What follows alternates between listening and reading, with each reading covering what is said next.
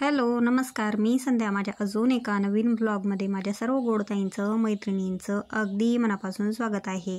सर्वप्रथम शुभ सकाळ. तर इथं सकाळचे जवळपास 4:30 झालेले आहे आणि मी आज सकाळी 4 वाजता उठलेले आहे. थोडंसं बाहेरगावी जायचं आहे म्हणून 4 वाजता उठले. इथून तिथून सगळी झाडझूड वगैरे करून घेतली, ब्रश केला, चहा केला.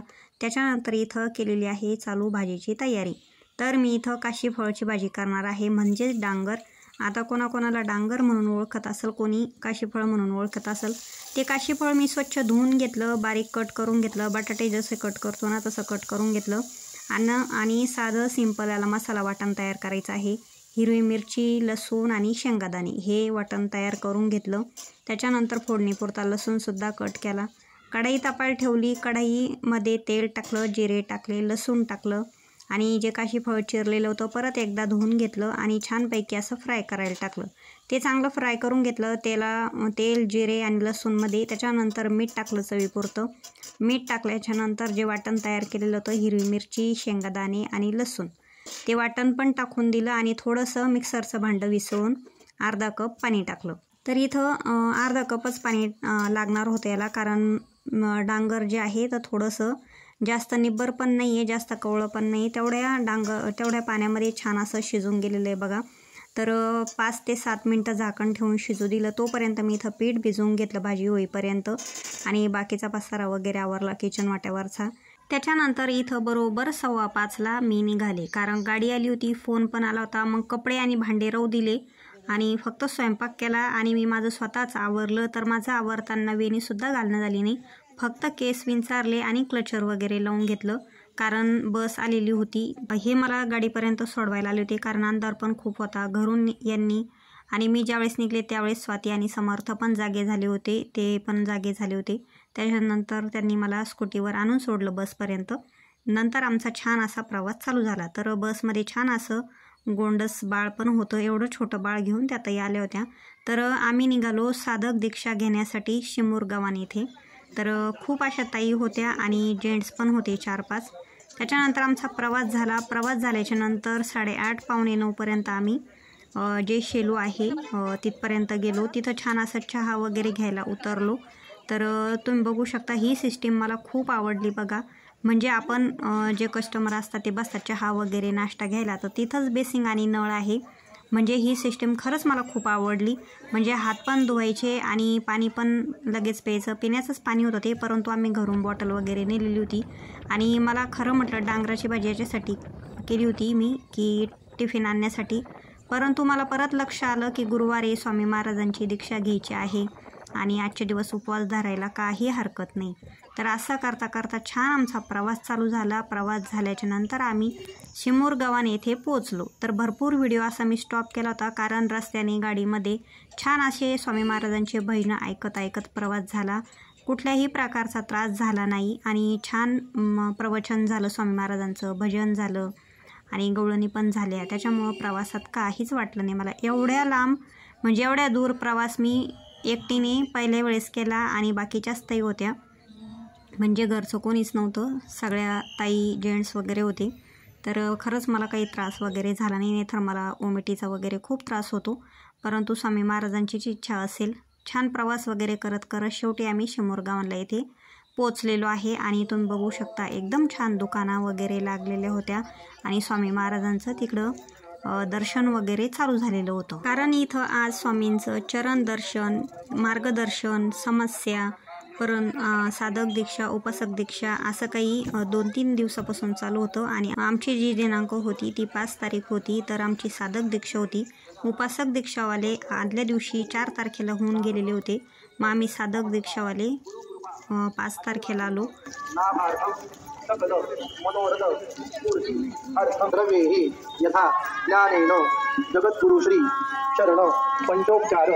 खरं म्हणलं ना तर मी नाणीज येथे गेलेली आहे अगोदर, पण शिमूर गावाने हे मी पाहिलेलंच नव्हतं. पहिल्यांदाच शिमूर गावांना आलेली होते, म्हणून म्हटलं चला ह्यासुद्धा आठवणी छान अशा व्हिडिओद्वारे आपण सेव्ह करूया. कारण भरपूर व्हिडिओ फोटो आपल्याकडून डिलीट होतात, म्हणून म्हटलं यूट्यूबला जर हा व्हिडिओ टाकला तर आपल्याला कायमस्वरूपी बघता येईल, म्हणून मी हा इथं व्हिडिओ केला.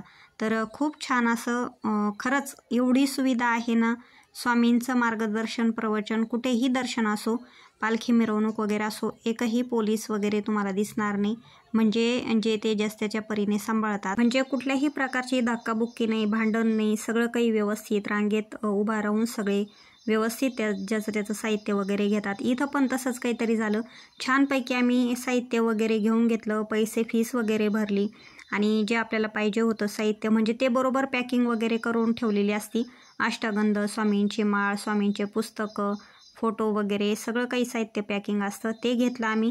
त्याच्यानंतर इथे सभामंडपात आलो. म्हणजे ज्यांची साधक दीक्षा होती ना, ते ज्याचं त्याचं साहित्य घेऊन, पूजेचं साहित्य घेऊन, पाणी वगैरे सगळं घेऊन इथं येऊन बसलेले होते. आम्ही पण असं छान जवळच होते स्वामींच्या. एका साईडला चरण दर्शन वगैरे चालू होतं. चरण दर्शन चालू असतानाच त्यांनी आम्हाला काही नियम सांगितले होते. मगापासून जे 1-1.5 तास सांगितलं ते तुम्हाला पटलं नाही, तुम्ही सोडून गेला तर त्रास काय होईल?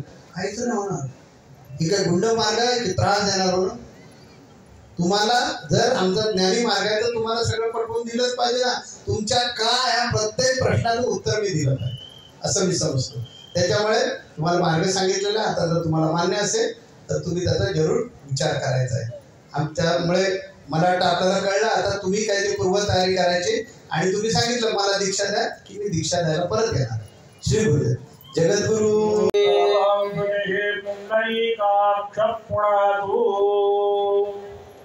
आपण सर्वांनी आता हात जोडून बसायचा आहे. गुरुजी आपल्या इथे येते, आपल्यावरती पवित्र केलेलं पाणी प्रोक्षण करलेलं आपल्याला पवित्र करते.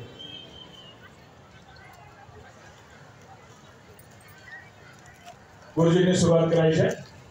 हरिः ओम अद्याः संहृताः प्रीतिभेरसाच्य विश्वकर्मणाः समवर्तताः. साधक दीक्षा घेण्या अगोदर स्वामी महाराजांनी 1 ते 1.5 तास खूप छान प्रवचन, मार्गदर्शन केलं.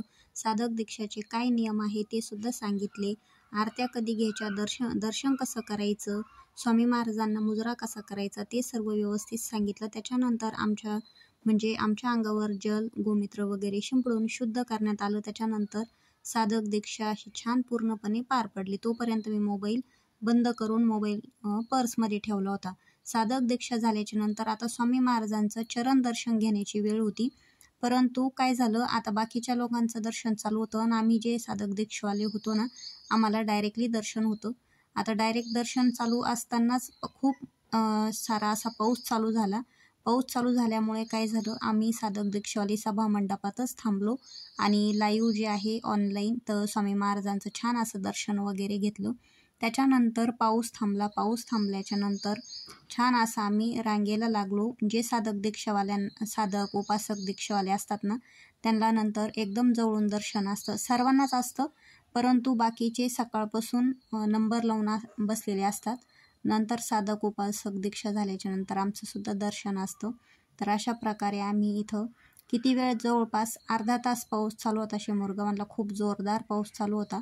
पाऊस बंद झाल्याच्या नंतर आम्ही छान असं स्वामी महाराज जिथं बसलेले होते, ज्या रूममध्ये होते तिथं छान असं महिलांचं छान असं पावल्या वगैरे चालू होत्या. मग छान दर्शन वगैरे घेतलं आणि आम्ही तिथून निघालो 7 वाजता. तर खूप रात्र झाली होती आम्हाला घरी यायला.